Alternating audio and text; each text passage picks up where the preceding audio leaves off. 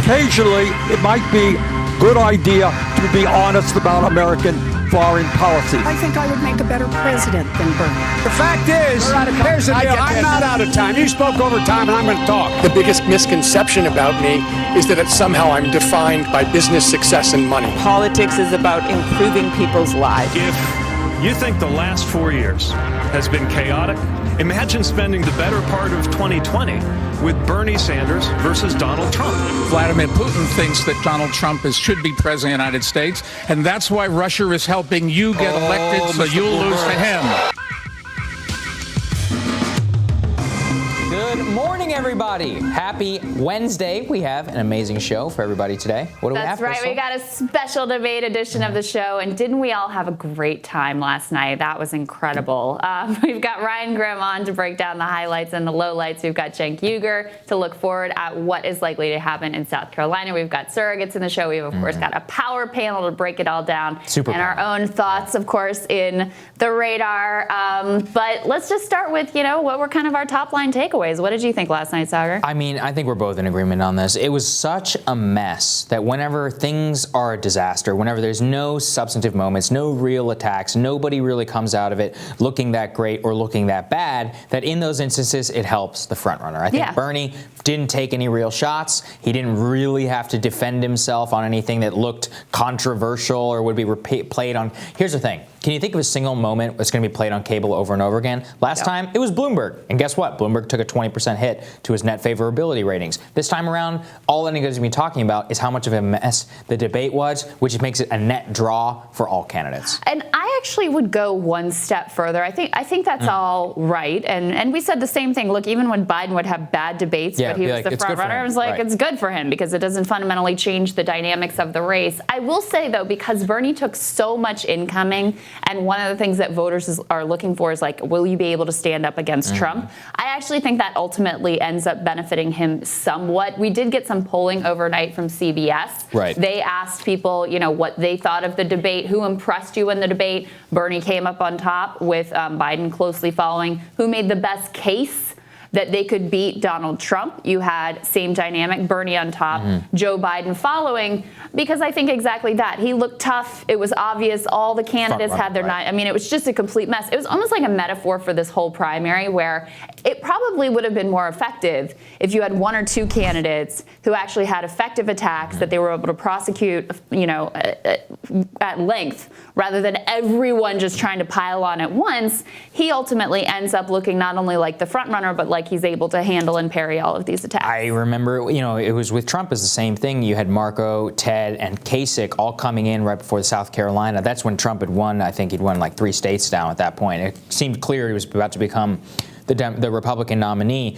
They were all ganging up on him. They had Trump University, his hands are small or whatever. It was like all this, like the stupidest stuff. And actually, Trump's favorables went up after that debate. Not a single one of them landed because it's like you said, it looks petty. And that's where, if you look at that CBS number, made the best case, they could beat Donald Trump. The fact that Bernie is winning there shows that he is the presumptive Democratic frontrunner at this point. Like, it really is his game to lose. Same thing, who impressed you? People want to be with a winner. Yeah. And you win 3 states in a row, that's pretty good. Yeah, and it's especially interesting that who made the best case they could beat Trump, him coming out on top, because that was one of the explicit attacks that was made against him, that he's not electable, that he's going to be disaster for down ballot, et cetera, that Trump is going to beat him easily. And clearly people heard those attacks, heard the cases, heard the various points of view on the stage, and decided that Bernie made the strongest case. Or at least, I don't even know if it's so much about making the case. It's what you do and the way you appear and how strong you are and how much you're able to stand your ground rather than any sort of specific case or iterative argument that you're able to make. I'm going to talk more about the crowd situation in my radar, which I think you all know. Look, I think this is standard issue Democratic Party corruption, that the debate audiences are basically stacked with DNC donors. But it became clear very early on, they were like booing the working class, cheering the billionaires. Bloomberg would say this like incredibly lame thing and everyone would go crazy in the audience. It's like, what is happening? It wasn't just us. It was journalists who were pointing this Everyone out. was weird. Everyone was like, what is going on? What is going on here? Yeah, it's shocking. Well, like I said, you're going to go into that extensively. I think Bernie could have handled it a little bit better and started going after the donors in the crowd a little bit more. And the other thing, Krystal and Saagar put out his debate rank. I have to bring this up because it's just so good. And he put Buttigieg as the top performing one. He actually put Bernie at number 4 and Biden even somewhere below that, and tweeted something like, "You can't believe." He's like, "You just have to marvel at how good of a debater the people." And I'm like, what were you watching? Like, that's the main thing. Like, it's like, how did you possibly and by the way, the voters don't agree with them. The people who actually watched the debate, who impressed you most? Buttigieg was 4th. Who made the best case to beat Donald Trump? He fell behind Bloomberg. He was 5th. Yeah. It's like, what? I know. What's wrong with your brain? I know. A lot of times I can kind of get inside the pundit mind and predict who they're going to put up on top. They're like Amy, right? Yeah, but I get that. didn't see that coming because he came off so obnoxious. It was so clear. He was talking over everybody all the time, not listening. The moderators had to chastise him multiple times. Right. He was like the one person that they had to slap his hand multiple times. I didn't see that at all, and obviously the voters didn't see it at all either. To your point, though, about Bernie handling the audience better, I think you're right. Like, he did fine. And obviously people thought he won the debate, so he handled himself well enough in that situation. But it did recall how the debate audiences were very much stacked against Donald Trump as well. Same deal, bunch of RNC donors, Jeb Bush type people. They would boo him at all of these debates. Here's how Donald Trump handled that back then. From an elderly woman. Let me talk quiet. How tough a lot of times,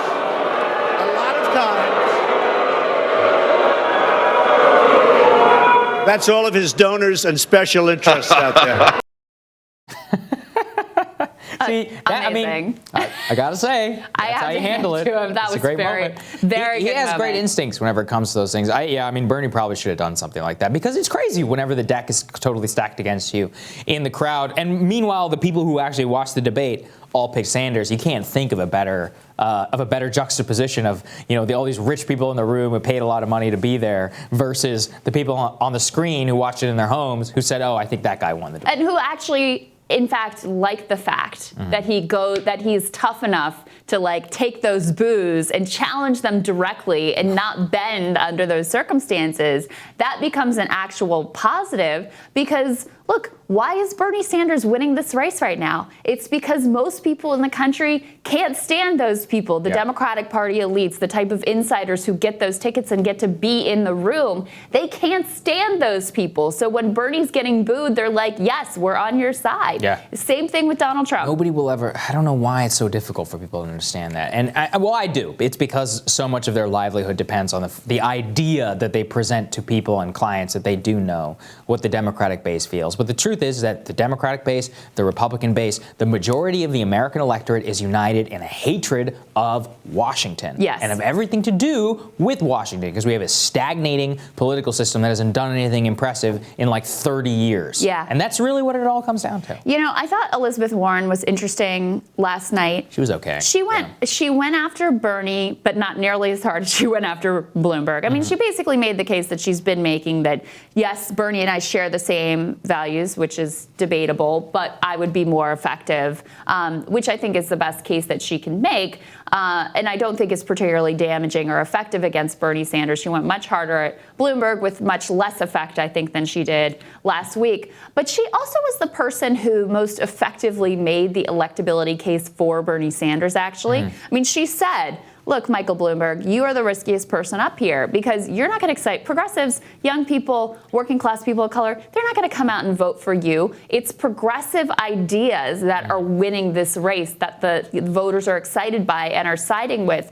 I don't know that it'll make a huge difference, but I thought she made that case very effectively. She still brought out her snide little. She was like, Bernie's team trashed me. And I'm like, listen, what are you trashed about? yourself whenever you put out your trash plan on, which was completely how about when fake. she trashed Bernie by calling him sexist? How about that? Let's talk about that. Also brought up the highly dubious story about possibly getting fired for being pregnant. As we all know, the facts don't exactly line up on our case. That's always a problem with Elizabeth Warren, right? She pivots into these these like ridiculous woke shibboleths and then like makes like a decent point on something else, and you just see, you're like, that's why you fell. The thing that I'm wondering though is if she is, look, she doesn't have a path forward. She's not going to be the nominee. She may well lose her home state.